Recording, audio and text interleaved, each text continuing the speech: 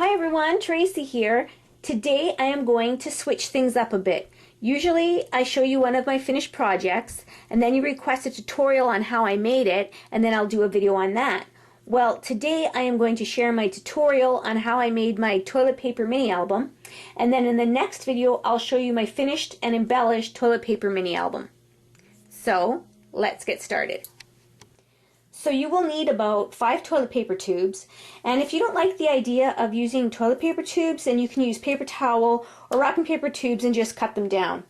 And I want to ink my edges, and I also want to ink the inside here so when you put your tags in it, it's inked and you won't see the raw toilet paper tube.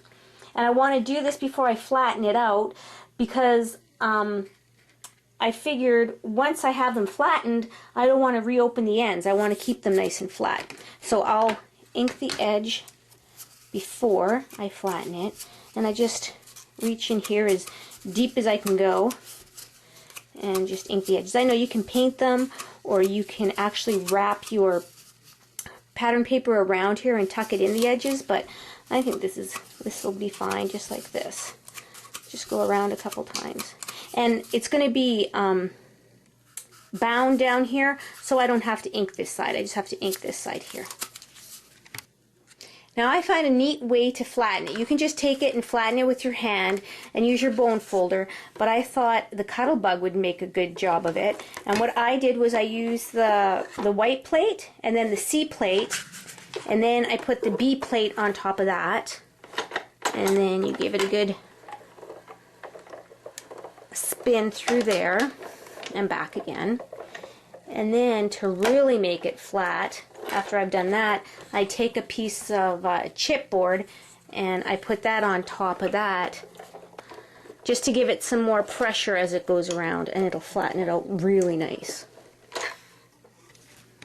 And as you can see, I inked all the edges on both sides, except down here, because the way I'm going to bind it, you're not going to see this part. But if you're going to do the hole punch or bind it all, and you're going to see this part, then you're going to want to ink these edges as well. When I finished inking the edges of one of the tubes, I'd put it underneath a stack of books to keep it flat. And what better stack of books than Stephen King? Not only is he a good writer, he has some really nice, thick, heavy books. Obviously, I'm a fan of his. And what I did was I put just a ucky piece of cardstock on top, so if any of the ink, see, it did actually transfer, it would transfer on the scrap paper, not on your books. So this is the paper I'm going to use for the main pages of the tubes, and then I think I'll use a lot of my scraps for the embellishments. Okay, so the next thing you want to do is you want to measure your roll to see how big you want your pattern paper to be. And mine measures 2 1/4 by 4 inches.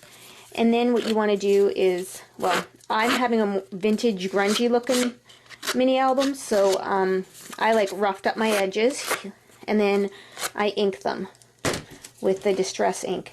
And I don't know if I mentioned this, but I'm using the walnut stain. I really like this color. My favorite used to be the tea dye until I got this color here, and this one is now my favorite. So then I just ink up the edges, and then if you're familiar with my videos, you know I'm going to run it through my Xyron because I love that little tool, and then I'll adhere it onto my tube. So I'm going to try and bind mine with the Bind It All, and I made these little end caps. So what I did, first I cut out the cardstock, and I cut these at 2 by 2 3/8, and then I scored it and folded it down the middle. Then I ran it through my Bind It All, and then I ran them through my Tim Holtz on the edge die, and then of course through my Xyron because I love to put everything through my Xyron. And then I just take them off, and they already have the adhesive on there. So this is how I put the end caps on. I put it on so you can still see the binding. I'm using the Bind It All, but you can use any machine you want or even just hole punch it. And then it has the adhesive all the way through it, so it's going to stick to itself here. And then what I also like to do is I want to take my bone folder and really press on it. Find the seam and make an edge at the seam. And this one too. And I might even put this under some books just to make sure everything adhered really well. Well, I hope you enjoyed this, and I hope I inspired you to make one of your own. Thanks for watching. Bye now.